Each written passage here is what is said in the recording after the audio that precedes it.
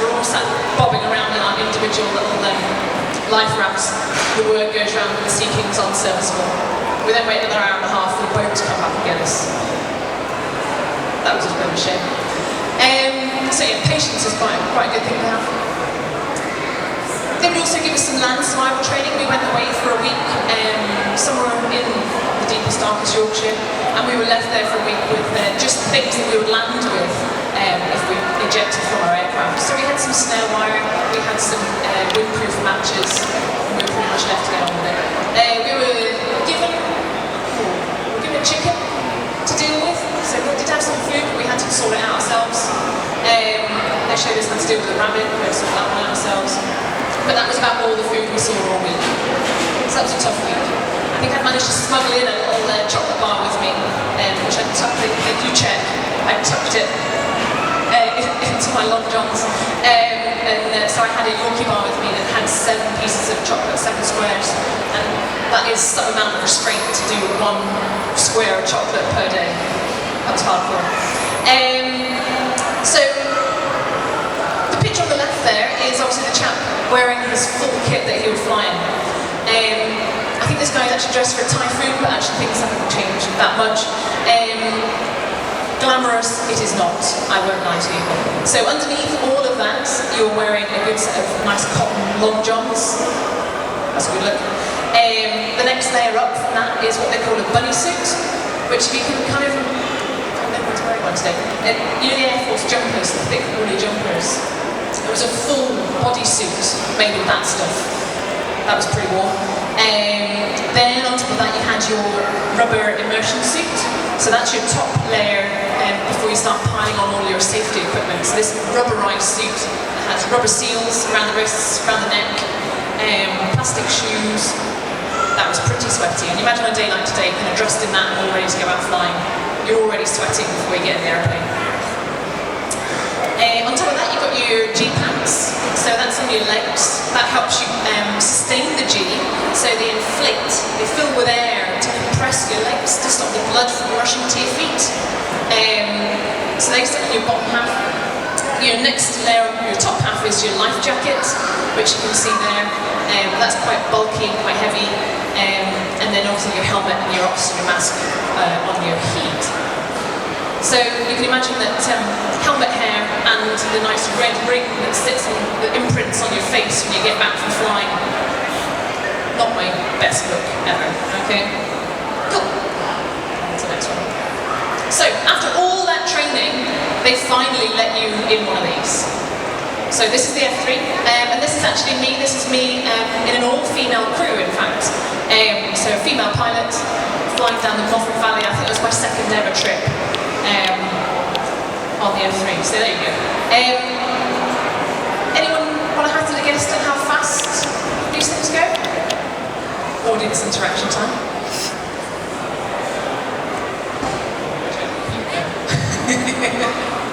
Anyone? So, it can. Do you know? No? There's prizes. Did I mention that?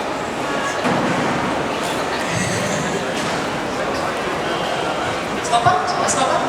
So, the most it can do is 2 Mach, or twice the speed of sound. It can do it, just. I'll talk a little bit more about that in a second. But we would fly around on a normal day-to-day basis of 420 knots, so 7 miles a minute. So yeah, you can imagine that feels pretty fast. And the kick you get in your back when you actually are on the runway and put the burners in to take off, that is as awesome as it sounds. It is good fun. You can see there, if you can, point to the wings, the swing wings. Yeah. So you can see we've got variable geometry wings, which they don't do very much anymore. The Typhoon's got a delta wing. But these wings, they move backwards and forwards depending on how fast you want to go. So they're in the forward position there, which means that we can maneuver quite easily, quite well. But it can sustain lower speeds. And I think the next picture, if you wing it on one, that's the swept position there, so we can go really fast, but we can't turn from anything. Okay, so we can take a lot bigger circles to turn in, but we'd fight actually in that kind of forward position. This is our going fast to get places position. also see on this particular picture that this is the armed aircraft.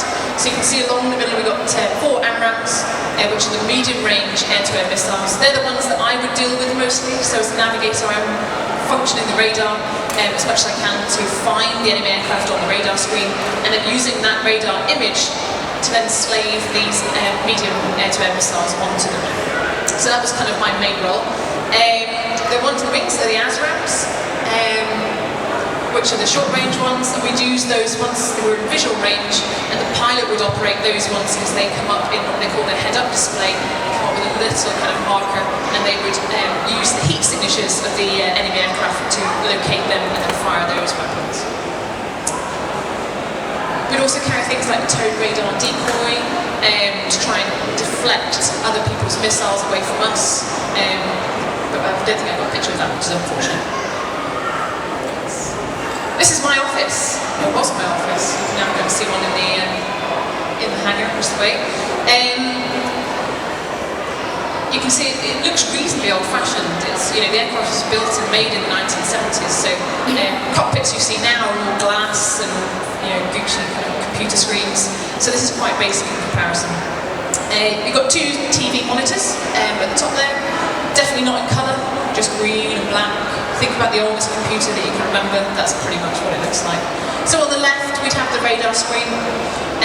So I'd be trying to pick out aircraft on that screen. And on the right-hand screen, I'd probably have a location map, and a lot of people can get quite a bit of other information on there.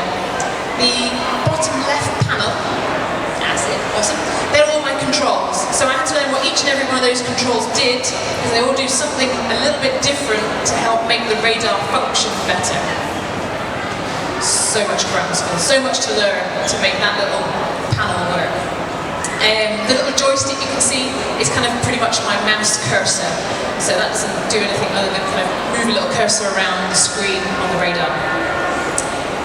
You can see I only get a couple of aircraft instruments, so you normally see pilots with lots of aircraft instruments, those circular ones. So I only get a couple of readouts, so I got a gist of what's going on, but not the full picture necessarily. Down on the right hand side I've got a few sort of navigation bits of equipment. We used to have inertial navigation systems. They thankfully put some GPS in that eventually to help me a bit more accurate, and actually allows me to focus my attention on the other job, which was functioning with the radar. Top screen, very top screen, is the RHW, or actually warning receiver that tells you if someone's looking at you. So if someone illuminates you with their radar, and that means they're probably going to fire at you, you want to know about it. So it would come up with a little spike and a big alarm bell on there, so you would know quite quickly that you needed to do something. And then you'd shout about it. You'd be at that point performing quite drastic manoeuvres, so very high energy, high G, to bring you down in a way to try and break that lock and try and get rid of that missile threat. And then you can see on the left and the right red and green buttons, and they fire our chaff and flare. So again, they're more decoy devices. So they can hopefully try and get rid of any kind of missile they'll try and fire at us, either using little pieces of what we like tin foil or confetti. We fire those out the back of the jet, and that causes a big mist across someone else's radar. So hopefully gets rid of their picture of us and we can escape. And then the flares are a different heat signature that will pop out the back of the aircraft and hopefully remove the missile. The missile will follow the flare instead of us. Our main role in the F3 was QRA, Quick Reaction Alert. So we would spend a 24-hour shift in a building, so that top left picture is us sat waiting for something to happen, really. So lots of it was waiting, but we'd always be dressed, ready to get airborne within 10 minutes. We had a 10-minute window in which to run out to the aircraft, light the engines and go. So we would be sat fully dressed. You can see the guy in the foreground in that picture. Is sat, you can just make out his G-pants, you can just see his life jackets on. So he's fully ready to go. So again, hot, sticky, you like, you know, trying to get trench foot probably, sat in your green suit the whole day. The top right-hand picture is the air traffic control unit. So they're obviously on another 24-hour shift, waiting to help us get airborne as quickly as possible. So they will stop anyone else manoeuvring around the airfield if we have to launch. It's also the only picture I've got of my husband doing any work. Bless his heart. And we would get lots of training missions. So we would quite often be sat on a 24-hour shift to man 365 365 days a year, no matter what. So we find ourselves on lots of training missions, but twice on 2 occasions I actually got launched to go and look at something for real. So quite often in the UK at the moment we're just getting airborne to go and look at Russian aircraft or other aircraft that have entered UK airspace that maybe haven't spoken to anyone prior to their arrival. So we would go and look at them, and in these kind of peacetime operations we would just fly alongside, wave normally, take pictures, and just identify the aircraft, make sure that we've told people back in the UK that it's okay, they seem to be happy just flying around, and then just escort them until they leave the UK airspace. So that was our main role. It could have some very serious ramifications if other things happened, if it turned hostile, but what I got up to, we went and had a look. This one here's a Bear, you can see with the 2 propellers per engine. And then the picture on the left is actually a picture that got sent to us from a Russian military flying magazine. They kind of sent one over and said, look, we got a picture of you. Great. So that's actually me when we flew up alongside and followed them around a bit.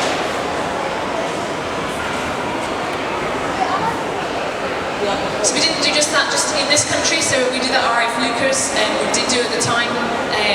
We also did it out in the Falkland Islands as well, so hopefully you can tell I'm not old enough to have been out there during the war, but we still have a presence out there just now. So we've got aircraft out there, and there's normally 4, well there was 4 Tornadoes out there at the time, and we do exactly the same. We do the QRA operations out there, but we made the most of being out there, so you'd have training missions out there every day again, and it's very unrestricted airspace. So in the UK, the airspace is quite restricted. There's lots of commercial airliners flying, there's lots of things to avoid and miss, and lots of other people trying to use the skies. In the Falkland Islands, we are the only ones. It's amazing. So you've got surface to space pretty much to play in, so you've got lots and lots of good airspace to fly around and do all your high energy manoeuvres. We try and get the aircraft up to their service ceiling, which is 50,000 feet. You can actually see this kind of curvature of the Earth starts to come through up there at that point, and it goes a little bit dark. It's quite cool. And then actually getting that high is the only time you can really get the aircraft at 2 Mach, because of course the aircraft was getting quite old at this stage. So we would descend from 50,000 feet and try and get you 2 Mach tick in the box, so you've done it. And then the rest, you see lots of pictures of us with Santa hats on. We flew the fly past around the islands for the islanders on Christmas Day. So we were working on Christmas Day, but it was quite nice fun. And we also took opportunities to go and see penguins while we were there. Awesome. Can't get that in many other places. Right then, that's me. It's time for your questions. Oh wait, I've got 2 for you first. There are prizes. There are also little presents for the kids when they're ready. Anyone know where that is in the top right hand corner? Papa Glencoe. Yes, nice one. Papa Glencoe. We did a nice low-level trip and we flew directly down the Glencoe Valley. That was really quite nice. I've camped in the campsite down there, so it's one of my one of the things I wanted to go and look at. So that was a really lovely trip. Anyone know what the aircraft is in the foreground of the top left picture? Big 29. Yes! Guess it, well done. It's this. We went out and flew with the Lothian Air Force and taught them air defence tactics for a wee while. And I was lucky enough to go flying. I was the first female in the Lothian Air Force to fly one of their MiG-29s. They made quite a big deal out of it. It was kind of in the news and the press and all sorts. It was quite exciting. But it's really quite interesting being in a completely different fast jet aircraft that everything's written in Russian. So it's not even in normal kind of what we would recognise as letters and numbers. It's all in Russian. Quite odd. Right then. Has anyone got any questions for me? We'll be ready.